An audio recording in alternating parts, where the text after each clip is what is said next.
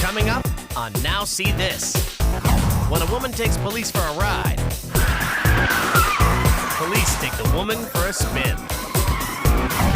At first, this biker comes up short, then goes down hard. And some airline passengers fly the unfriendly skies. A jet ski collision course. Kids crash course. And a horse off course. Think you've seen it all? Now see this. The human body has 248 organs. But avid jet boat racer Jerry Ellison is about to discover just how many he can live without. It's a cold day at the beach in Corpus Christi, Texas. Pray for sunny weather. The semifinals of the International Jet Sports boating races are just getting underway. Jerry is competing in the expert class. But today, he probably shouldn't be racing at all. The water conditions were terrible. The weather conditions were terrible. My boat condition was terrible. And the way that day started was not good, and the way it ended was even worse.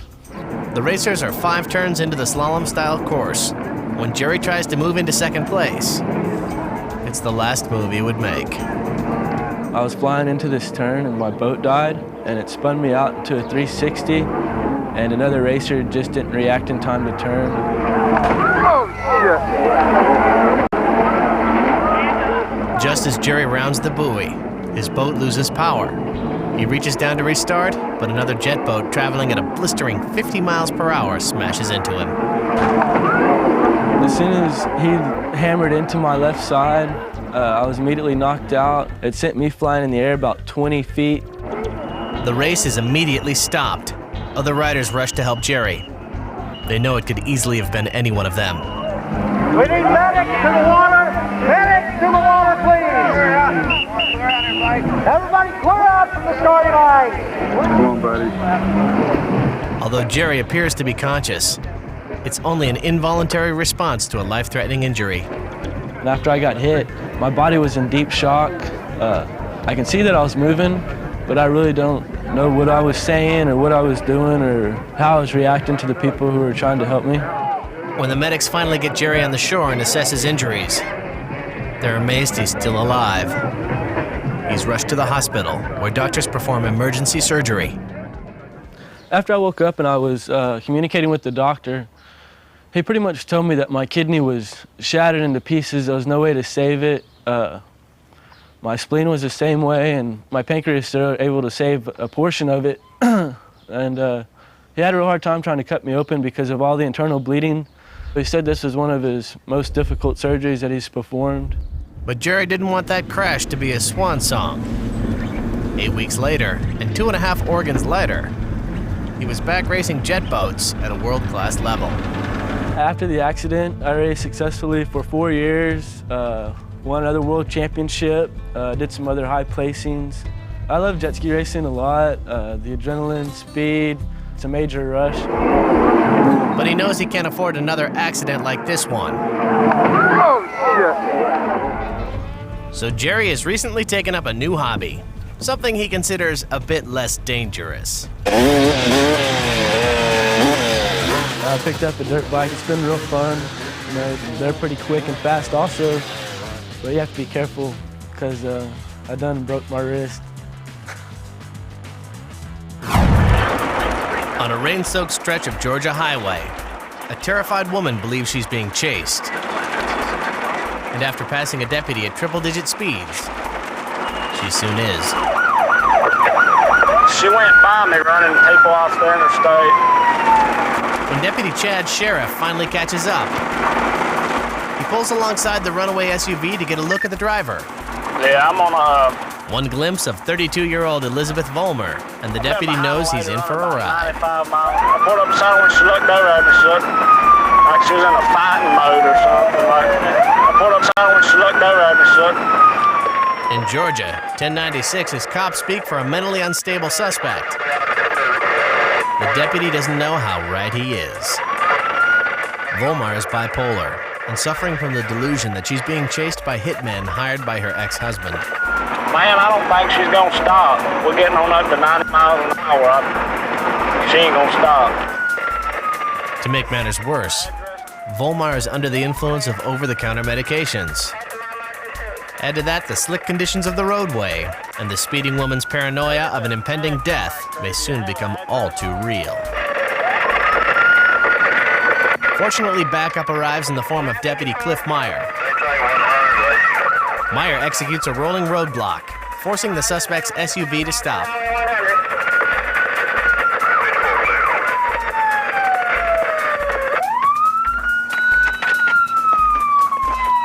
Get out, move it, get her out. But Volmar is determined to evade her pursuers, both real and imagined. Jerk it out.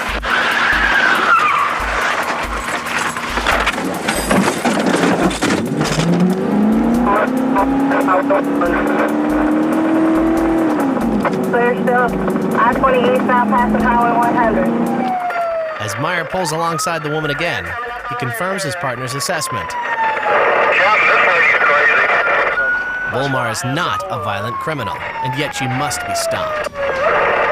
How do officers end this chase without putting her or another driver in danger?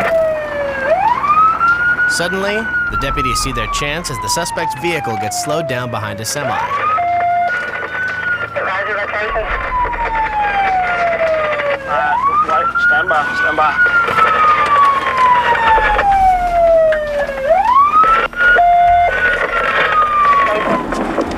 Meyer delivers a classic pit maneuver that sends the SUV spinning onto the median.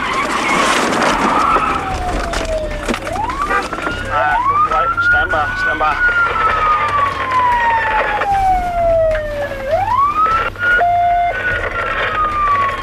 The deputies quickly move to box in the SUV, blocking any further escape. Open the door. Within moments, Elizabeth Volmar is in cuffs. We're 10-4 dispatch. We got her. She's finally safe from herself. Jerk it out. The fear that she was being chased became a self-fulfilling prophecy. She's still moving, going on past the... But thanks to officer skill, her fear of getting killed did not.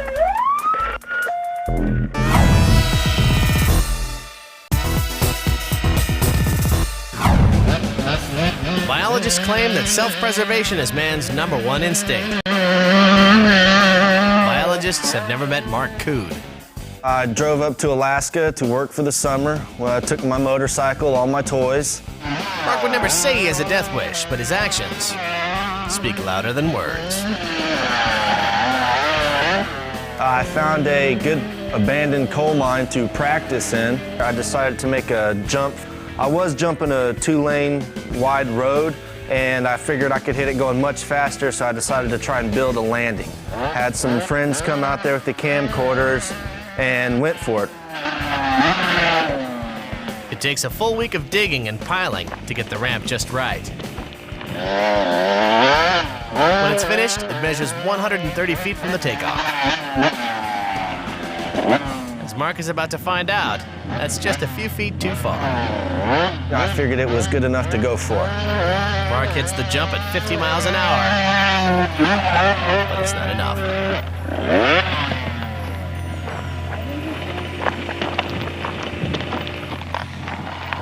How you feeling, Mark?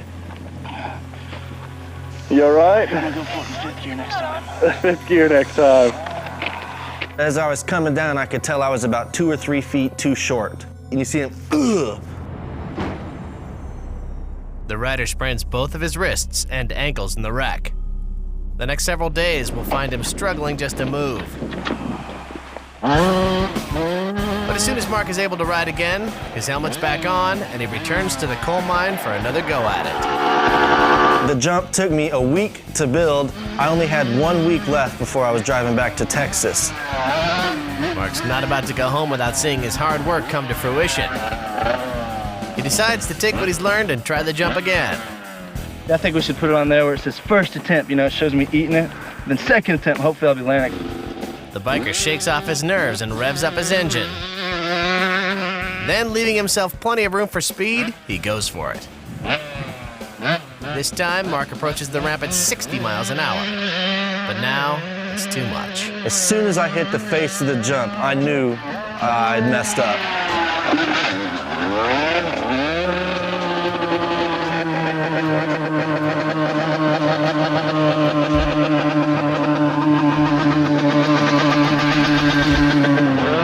He overshoots the landing and has to bail out midair.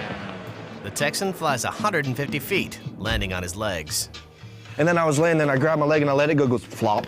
And I picked it back up and it goes flop. My right leg is broken. Is it? Yeah. God dang it. Mark has snapped his femur and needs immediate medical attention. But the group is too far out to get cell phone reception and call an ambulance. Here, I don't want that shit there. I want it right here. Well, this is Mark's friends improvise a crude splint out of bungee cords and planks of old wood. You guys watch out for that piece of nail there by Mark's knee. Now Coot and his severely injured leg will have to make the 22-mile trip into town on the back of a jostling four-wheeler.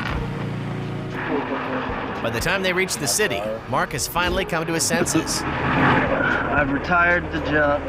I don't want to hit it again. It wasn't fun. I think this sucks. Still sporting his rustic backwoods field dressing, Mark is loaded into the back of a van. Wrap that shit around my... And this is just the beginning of his painful journey.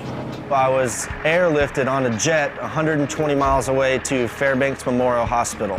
The doctors told me my right leg was 2 inches shorter than my left leg. They drilled a rod through my shin and stretched my leg for 1 week. But it'll be much longer before Mark can do this again. He will spend the next fall and part of the winter recovering from his summer break.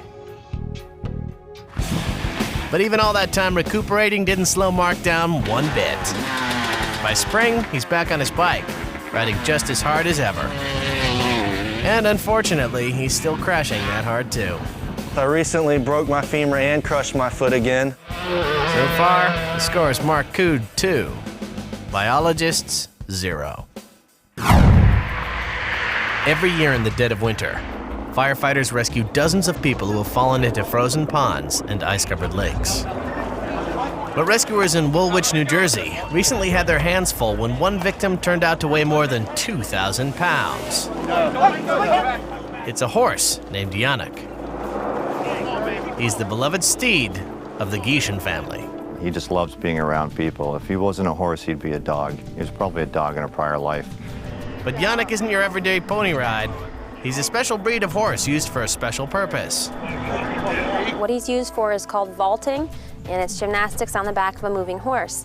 We searched for 6 years to find the horse with the perfect temperament to do this. He's very trustworthy and very kind and very good with the kids. But Yannick has another talent. He's also an accomplished escape artist. We came out in the morning, and this he actually opened up and got off. He wandered across the road and down behind the neighbor's property onto a lake, ended up falling in. Neighbors saw the one-ton horse crash through the ice and called 911. When firefighters arrive, they know instantly their equipment isn't big enough to handle the job. By now, Yannick has already been in the freezing water for an hour and is tiring quickly. So they call on the cavalry. Soon, straps and a harness are brought in. A crowd of more than 100 friends and neighbors pitches in to help the rescue effort. Come on, baby. Come on. But it doesn't seem to be working, and Yannick's agonies are affecting all the rescuers deeply. Go down, down, down! Time and again, their efforts fail as the strap slips. The great beast falls back into the icy water, even taking a rescuer with him. But as bad as it looks, rescuers suddenly get a break when the horse rolls over. That they were not going to get him out in the position he was in. So when he flipped over to the new position, they were able to get the straps around him and pull him out. Finally, they maneuver the horse's massive, half-frozen body into position so a backhoe can drag him up the steep bank and onto the shore. But even though Yannick is out of the water, he's not yet out of the woods. Our biggest fear during the whole incident was that he would get hypothermia because the air temperature was 16 degrees and he was in the water for 2 hours. So we were really afraid that his heart would just actually stop and he would die.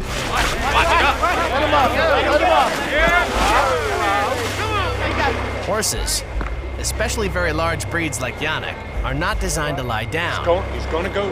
Their great weight crushes the lungs and cuts off blood supply to the rest of the vital organs. If he does not stand on his own soon, he will die. Maneuvering a tarp underneath Yannick, they drag him up the hill and into the barn, where propane heaters await to defrost the shivering stallion. Again and again, the great lumbering beast tries to get to his feet. Again and again, he falls. And even after they drug him up into the arena, he still had circulation problems, so we were massaging him and getting the heat blasted onto him. After some gentle persuasion, Yannick is ready to try again. This time, the big horse with the big heart finally pulls it off.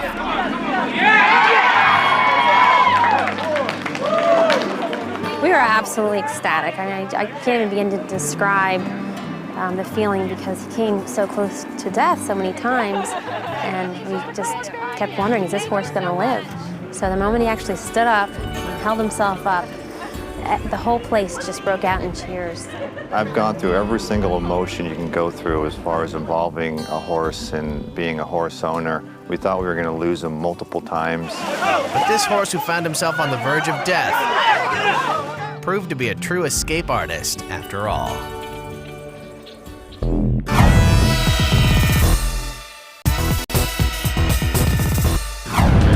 Ever wonder where the next generation of race car drivers will come from? On dirt tracks like this one in Margarettsville, North Carolina, children as young as 5 are discovering the thrill of go-karts. Although their horsepower never reaches double digits, they can still reach speeds of up to 60 miles an hour. Children get all the excitement of NASCAR, and unfortunately, all the danger.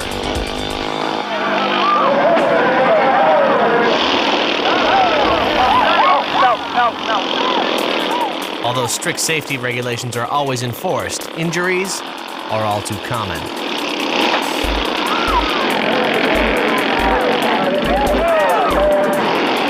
In 1 year alone, there are as many as 12,000 go-kart related injuries nationwide.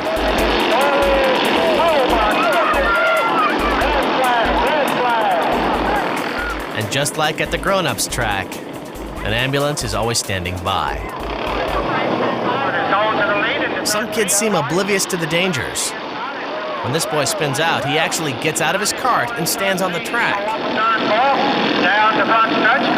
A dozen 300-pound carts race toward him at freeway speeds. Hey, you better get off the track now. Oh, boy, you don't want to be hanging out there. He gets a stern talking to from an official and escapes uninjured.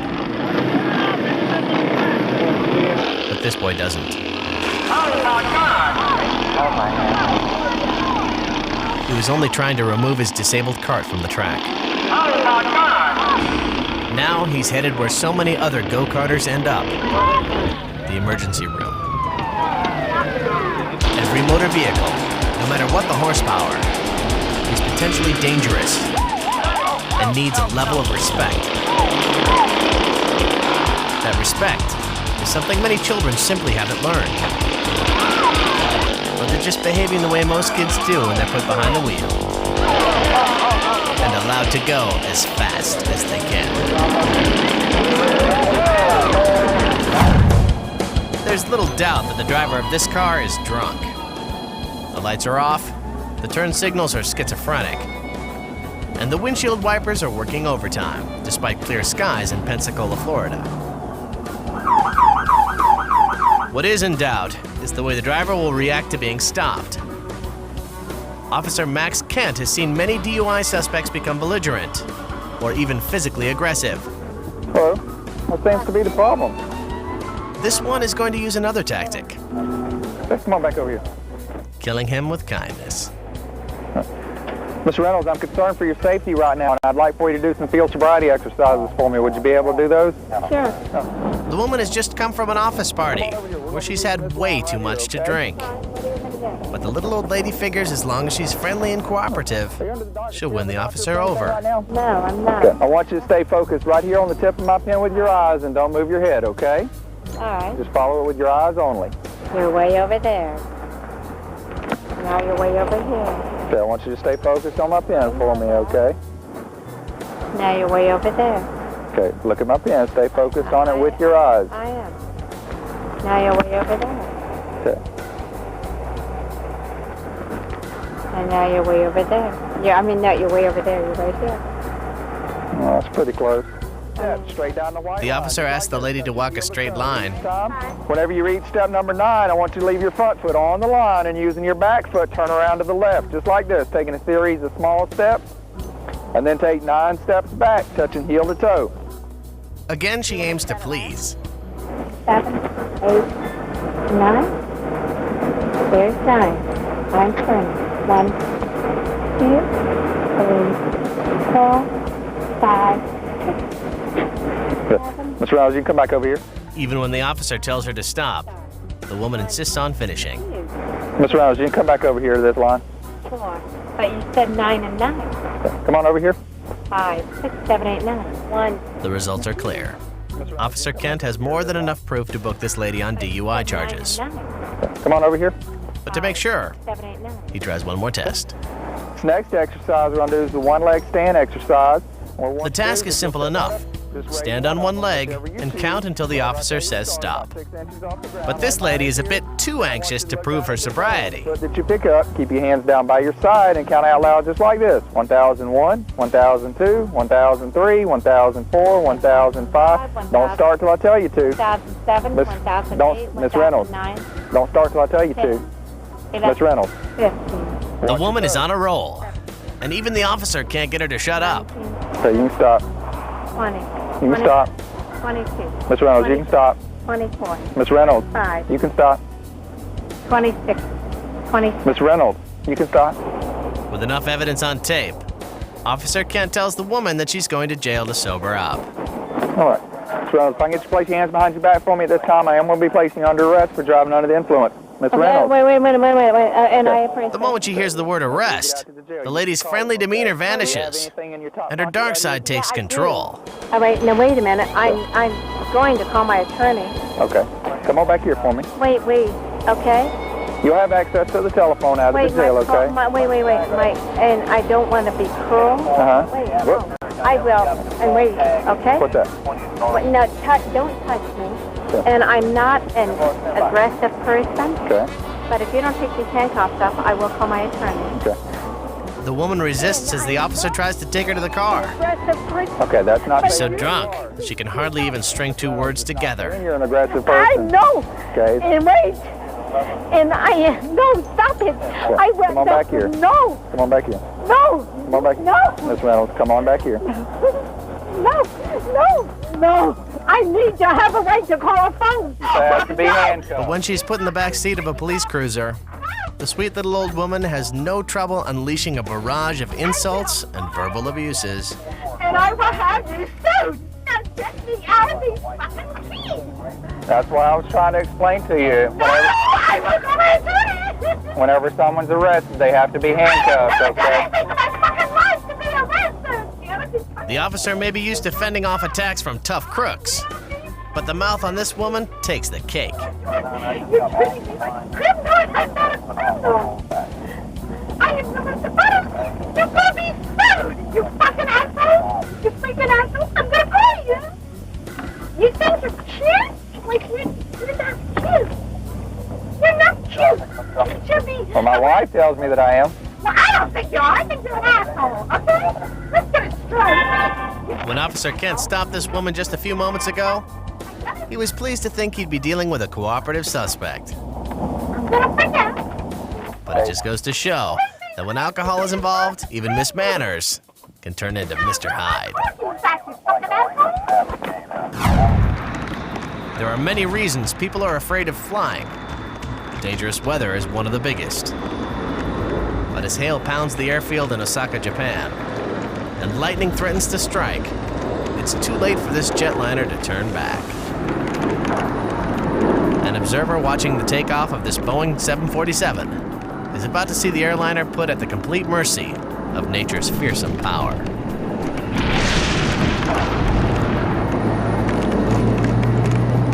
The plane flies directly into the path of an electrical storm current, triggering a massive lightning strike. The lightning contains up to 200 million volts, more than enough to fry every control and every person on board. But somehow the plane keeps flying. Is this a wounded jet flying to its doom? People ask me if they should be afraid of their airplane being struck by lightning, and I tell them absolutely not. Electromagnetics engineer Jim Hadelstad helps design planes at this Boeing plant in Everett, Washington. The idea in airplane design is to provide as little resistance in the airframe for lightning so that the lightning easily passes from one side of the airplane to the other. The highly conductive skin of the plane actually draws the electricity to it, thus keeping the inside insulated and the controls unaffected by lightning storms. And you can see in the airplane back here that it's made completely out of aluminum, which is a very good conductor of all currents, including lightning currents, and so it allows those lightning currents to pass over the airplane and not requiring the airplane to absorb or dissipate any of that energy. A case in point is that seemingly ill-fated flight taking off from Osaka, Japan. If you look carefully, you can see on the back end of the airplane that as the airplane is flying past the channel actually bends around and stays attached to the airplane. The observer may have been frightened for a moment, but this takeoff was never the impending disaster it appeared to be. Many of the passengers may not have even been aware their plane was hit. It was just another dazzling light show, courtesy of Mother Nature.